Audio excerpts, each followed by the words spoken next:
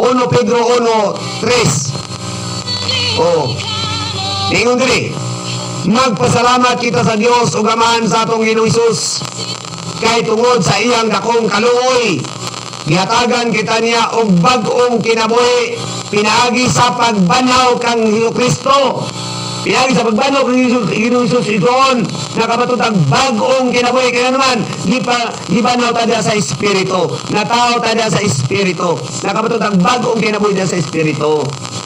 Kay si Ginoong Hesus gibanaw pinaagi sa espiritu. Amen. Nagibasa na to sa 1 Pedro 3:18. Nga nang ingon siya diri, usbon ako pagbasa isuon, magpasalamat kita sa Dios ug Amahan sa atong Ginoong Kristo kay tungod sa iyang dakong kaluoy gihatagan kita niya og bag-ong kinabuhi pinaagi sa pagbanaw kang Kristo. Naghatag kini kanato og paglaom nga dili matarong, og panulundon nga dili madunot, og mahanaw o mahugaw o mahanaw. Gitaganan niya kini didto sa langit alang kaninyo. Hallelujah. Grabe kaninyo igsuon. May labaw ani igsuon. Wala na. Wala na labaw panini. Munang karon na ang panahon. Karon na ang panahon. Matod pa igsuon sa 2 Korinto 6:2. Unsay giingon niya igsuon? 2 Korinto 6:2. Atong basahon. Paminaw igsoon, niingon siya diri, kay nag-ingon ang Dios, gidungog ko kamo sa takna nga akong gikahimutan, o gitabangan ko kamo sa adlaw sa kaluwasan. Mauna kini ang takna sa pagdawat sa kaluoy sa Dios. Karon mauna ang adlaw sa kaluwasan. Manang niingon siya sa bahin sa kasulatan sa Hebrewanon 4:7, kung may dalunggan kamo pamati o kung nakadungog kamo sa pulong sa Dios karong adlaw o kung nakadungog kamo sa pulong sa Dios karong adlaw, ayaw patig-aha, ayaw paghahiya ang inyong kasing-kasing. Kaya nag-ingon ang 2 Korinto 6:2, mao kini ang takna sa pagdawat sa kaluoy sa Dios. Karon mao ang adlaw sa kaluwasan. Karon isuon dili ugma. Dili unya, dili sunod tuig, dili sunod bulan, dili sunod semana, dili sunod dekada, kundi karon isuon. Kay basin ug unya, maulay na. Basin ug unya, maulay na. Labaw lagi siguro kung mo sigot ang ugma. Basin maulay na gani kung unya, labaw na siguro kung ugma. Labi na gid sunod semana. Labi na gid siguro kung sunod bulan pa. Labi na gid siguro kung sunod tuig pa. Labi na gid siguro kung sunod dekada pa. Pero isuon, iwata na sa ito sa metabo na tuon niya. Nasayid ba ta sa metabo na tuon niya? Tanaw na to, isuon. Lucas. Lucas 12. Tanaw na to. Tanaw na to ning kinabuhi sa ka nagpakasasa, no? Sa ibabaw sa kalibutan isuon. Katong ingon si isuon diri sa Lucas 12:16. Unya mingon si Jesus kanilang tanan. Kanila nini sa bingaya. Dayon sa kadato nga may yuta nga maayong abot. Na malandong siya, wala ako'y kabutangan sa tanan kong abot. Matod pa sa dato isuon. Unsa may angay kong buhaton? Kini ang angay kong buhaton. Niingon siya sa iyang kaugalingon, mubon ko ang akong kamalig ug magtukod ug mas dako. Diin akong lumon unya ang abot ug ang uban kong mga tabtangan. Unya niingon ako sa akong kaugalingon, pagkabulahan nimo. O idagday niya akong galingon isuon. Mapudal kita ang tao. Ako nagud ni. Ang wala ko ning kamot, iko mingon ani. Maunang tao isuon. Pagkabulahan nimo, matud pa niya. Anay anak nimo ang tanang mga butang nga imong gikinahanglan alang sa daghang katuigan. Pagpayahan na lang, kaon, inom ug paglipay. Apan ang Dios mingon kaniya, oy buang! Nini kayong gabi una, mamatay ka. Tanawa ra gud isuon, kasi kabalungan ng gabi una ko na siya. Mao na kita isuon, gangan kita plano. Pero matingana lang tayo sa katao, isuon nga, nindot pa kayong katakanta, nindot pa kayo isuon o kaya, lipay kayo, nakabaton og trabaho, nakabagtong i-graduate sa iyang kuhan, grabe yun, lipay-lipay yun, pero anong gabi una patay. Na useless ang tanan. Okay, what is kabalo sa may tabo na ugma? Nabay nakatagla sa inyong ugma? Ha? Nga giingon sa tuwa ni Jesus sa Santiago? Ha? Santiago 3:14 ba ni kung di ko masayop? Titanaw na nako ha kung di ko masayop ha. Santiago 3:14. Oh. Kung sa giingon Drison. Sige daw. Awat. 3:14 man ni siguro. Di ko masayop lang. Kaya murag pati nakalimot ko sa kuan. Oh. Hallelujah. Di gid maudi ay. Pero ningon dito isuon nga ang kinabuhi daw sa tao sama sa gabon. Oh, sama sa gabon ang kinabuhi sa tao. Mo nang ay kumpiyansa, no? Ay kumpiyansa. Kay pati mo kumpiyansa ka, ha? O malaot ka, ha? Oh. Hallelujah. Mo nigsuon nga ini ato ang pagpangalagad sa Ginoo, iseryoso nato ni. Ha? Iseryoso nato. Kaya nga naman, ang punong sa Ginoo, mo ni ang matiman nato. Mo ni mohatag ka na itong kinabuhi. Ang pagseryoso isuon sa katao, kato magtabon kag pulong sa Ginoo. Kato magpatiman ka sa pulong sa Dios. Mo ni nagseryoso siyang kinabuhi. O kay mo nang iyon na seek ye first the kingdom of God. Kaya isa niyang iseryoso ni mong kinabuhi isuon sa pagrelasyon niya sa Ginoo, idugang rin niyang tanan. O, mo nang wala makagidilian na magigosyo. Wala kay gidilian isuon nga mo makaangko ng kwarta. Wala kay gidilian na isuon. Kung sa may giingon sa Ginoo, mabisan to niingon siya ayaw ko mo pagawon sa pagkaon madaw to di tinguhain yung pagawon malungtad ng sinabing dayon. At pasabot ang isuon na di ta magpagawon.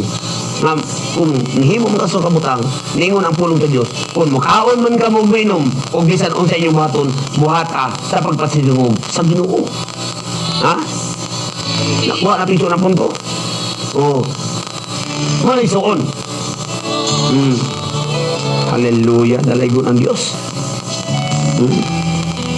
So, klaro ka isuon nga ang tao samtang naa kay dalunggan, pamati yun. Oh, ayun na pagsig kana bitaw maghalusinita isuon o kanang wala diha ng mga butang. Oh. Una ka pagpangita ang Diyos. Una ka pagrelasyon ang Diyos. Pangalagad sa Ginoo.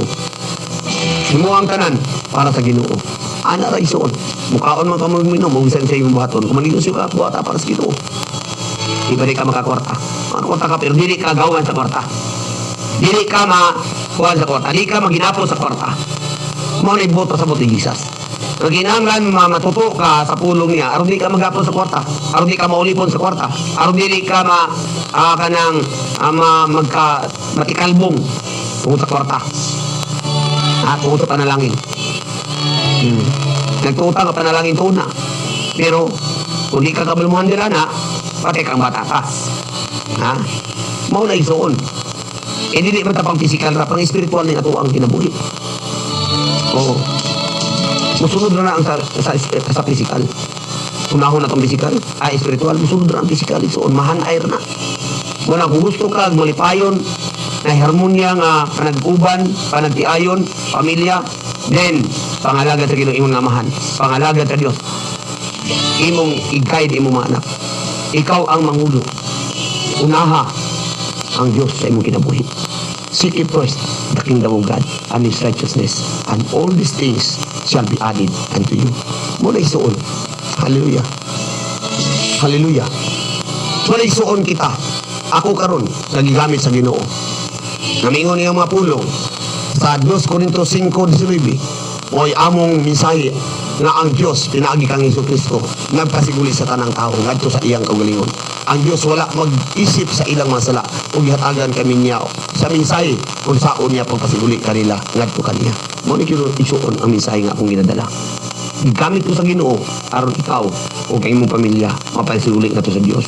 Pinaagi sa pagtuon nimo sa mga balita. Siyang kamatayon, paglubong o pagkabanaw nga pinaagi niini nakabaton kag bag-ong kinabuhi diya sa espiritu.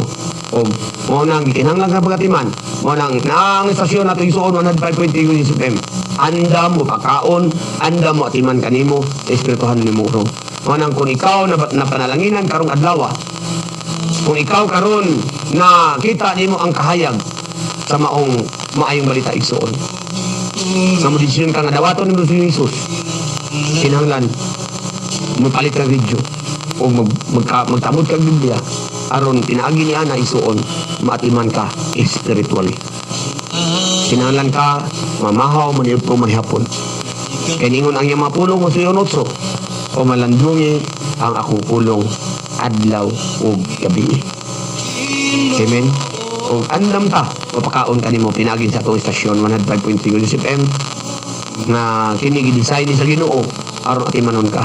Importante nga mataw ka diha sa espiritu. Sa unsang paagi, dawatan sa Jesus nga imong luwas Ginoo o gari sa imong kinabuhi. Karon igsuon magampo ko. Sabat ini mga pagampo kung nubot kang dawat, buot nimo dawaton si Kristo Kristo. Nakasabot ka sa may balita. Igsuon akong mga paghinaot nga ang imong pagdawat ni Hesus Kristo seryoso uban sa matindanon, mapaubsanon nga kasing-kasing ug una-una. So, una-una to nga natas tiilan sa tubig ka Dios. Samtang nagampo ta niining mao nga mga pagampo kadto sa atong buhi ka Dios igsoon. Hallelujah. Mahimo patuluan nimo duwa ingon nga makita sa Dios ang imong kasing-kasing nga matindanon kay igsoon. Hallelujah. Sabat ini mga pagampo igsoon. Amahan nga labing gamahanan. Ani ako. Usa ka dautan. Usa ka walay angay. Usa ka makasasala. Usa ka hugaw katao tungod sa akong mga sala. Apan salamat Ginoo Dios sa maing balita nga ikaw namatay, ginubong o nabanhaw diin ako nahiusa niini. Ug sa ingon ni ana among nasabtan pinaagi sa imong mga pulong pinaagi dahil sa imong kamatayon kami nahimong matarong sa imong atubangan pinaagi sa imong paglubong ang mga sala nga imong gipasaylo ang mga sala nga imong gitabunan ang mga sala nga imong gipapas dili na nimo hinumduman o pinaagi sa among pagkayusa sa imong pagkabanhaw kami nakabaton o bag-ong kinabuhi sa espiritu ingon nga kami imong gihimo sama sa imong dagway. Salamat o Dios nga pinagi niini nga pasigulit na ang among kabulingon nga nakanimo. Lord God, salamat sa dako kayong kagayunan Ginoo Dios. Salamat Ginoo nga pinaagi sa imong mga pulong mutubo kami ug nakabaton kami tinuod nga safety and security sa matang usa namo kang kinabuhi.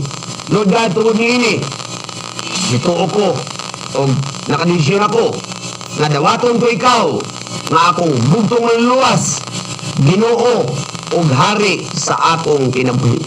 Sukad karon ikaw na ang magdumala sa akong kaugalingon.